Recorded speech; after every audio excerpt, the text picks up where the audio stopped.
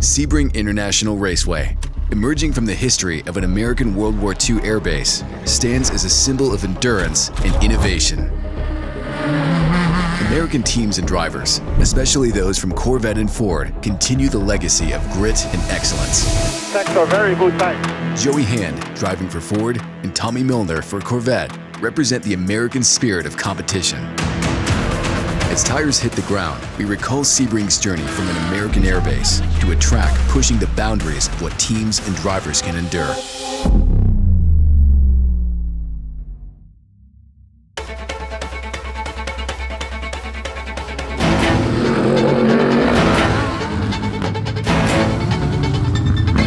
Sebring, greatest North American sports car race, period.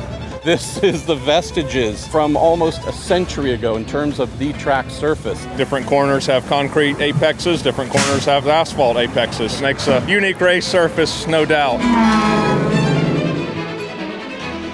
This is the essence of endurance racing. It's not only the hardness of the concrete, but the temperatures are ridiculous. This is the hottest I think we've ever had. That just boils the track surface. If a car is getting air, that's not good for what we want.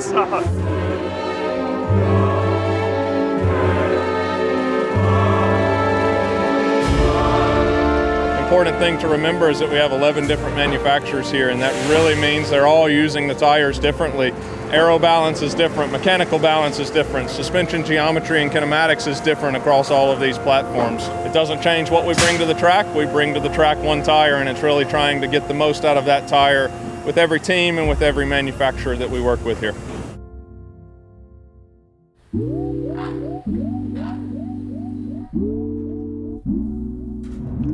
I'm a racer because I love to race, right? Like, I love to race. I love the battles. But second for me, outside of racing, is like doing this development stuff. I was the first one to sit in the chassis in Mooresville where the shop is. One day I showed up like, oh, perfect timing. We just got the seat kind of in here and we got the steering column in here. We're kind of looking at where you feel like this should be, right? And I'm like, oh yeah, like right about here. And they're like, tack weld it right there. This track is one of those places where it's hard on stuff, right? And so it's on an airport, how cool could it be? But this place produces the best racing probably of any of the races we'll do. They touch, and Milner will get it! The Ferrari wins GT2! Well into Hunt, and he hits the sixth!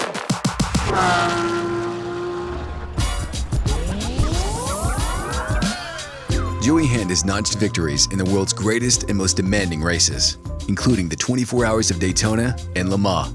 Today, Joey is at the forefront of the new Ford GT3 program, working closely with Ford Multimatic Motorsports to shape it from the ground up. Joey's the guy that gets in the car, does 5 laps, and goes, nah, something wrong with this. He for sure is a guy you trust. Joey's someone who's driven for me before in an endurance race. Get to that late time where everyone's starting to get a little bit tired. He knows that. What comes across the radio?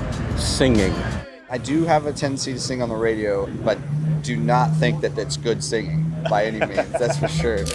I grew up around cars, race cars. My dad raced late models. My dad had a used car a lot kind of place, and the guy came in and said, hey, you should check out these go-karts since you guys like racing so much. And we ended up at this kart shop, and he bought like 3 used go-karts for me and my brothers. And that's really, we went to the track that week, and man, believe it or not, I've never done anything else since then.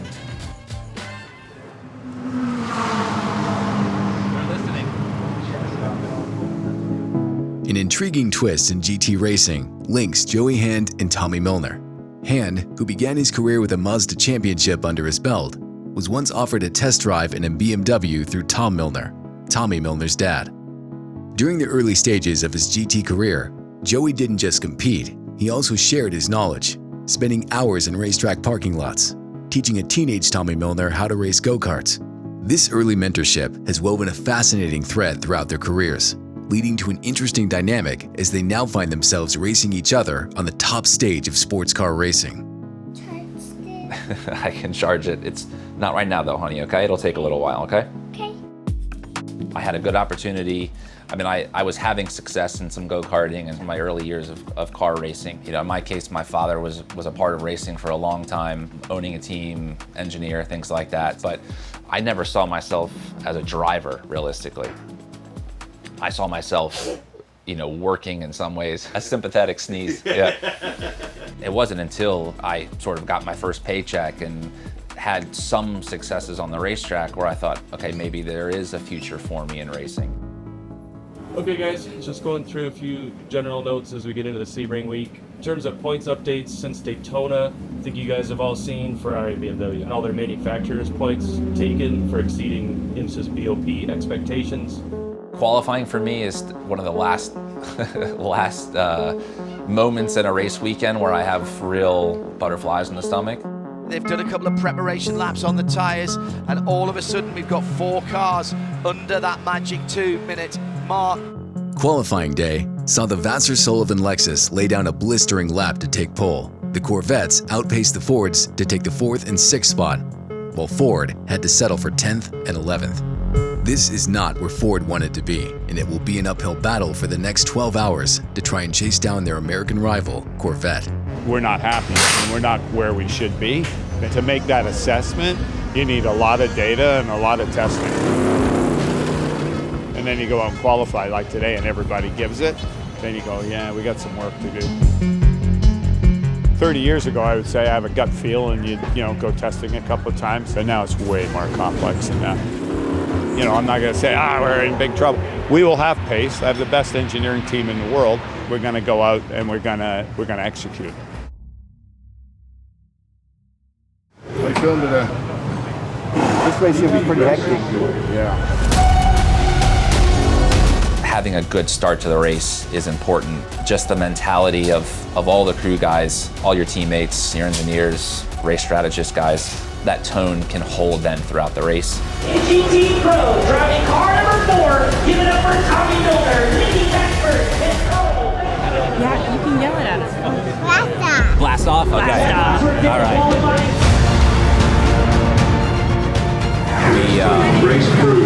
We lost all of our qualifying spots because of a very minor detail.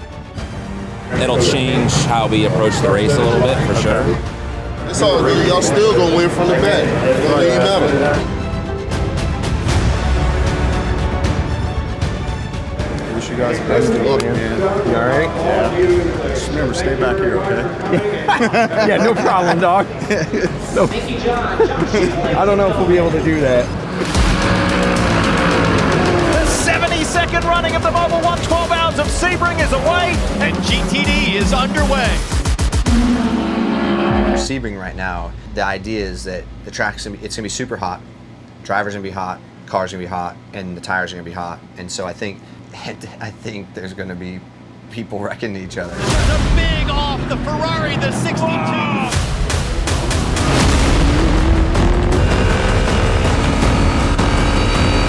We will pit, the driver change, we will change tires, we also have to change the nose.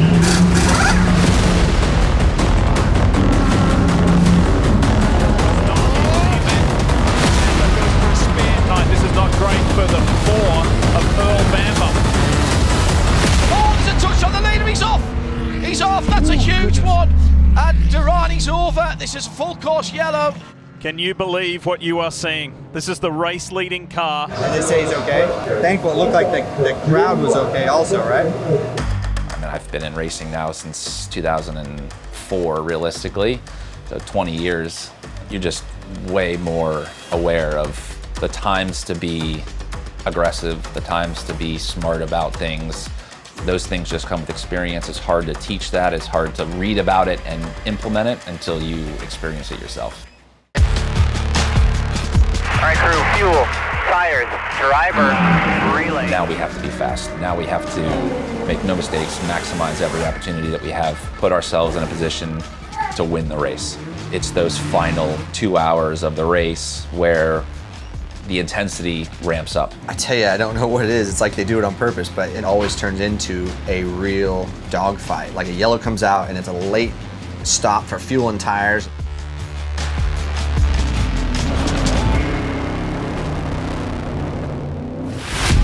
Oh, yeah, they've come together. Family, we lost the rear fender, Full course yellow. Debris on the track, turn 15. It was the whole rear bumper unit. You guys get ready, get ready, get ready, everybody ready. You box this lap, hustle around.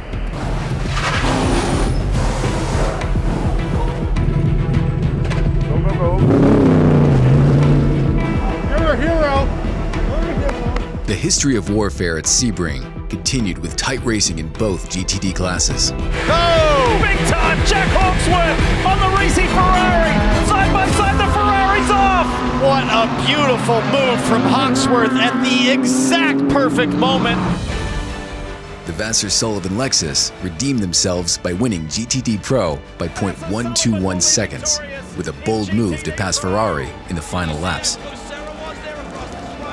The windward Mercedes, despite starting from nearly last on the grid, were dominant, leading 383 laps to take the GTD class win for the second time this season in as many races.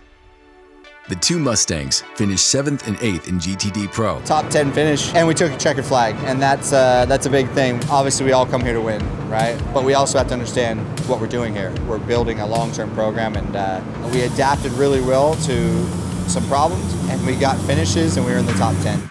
But the Corvettes were less successful. The top finishing Corvette was 11th in the 22-car GTD class. Both teams showed progress, but also weakness, and will be looking to fight back in the next round. Mercedes leads in the points for GTD, and Ferrari is at the top of the standings in GTD Pro as we head to the third race.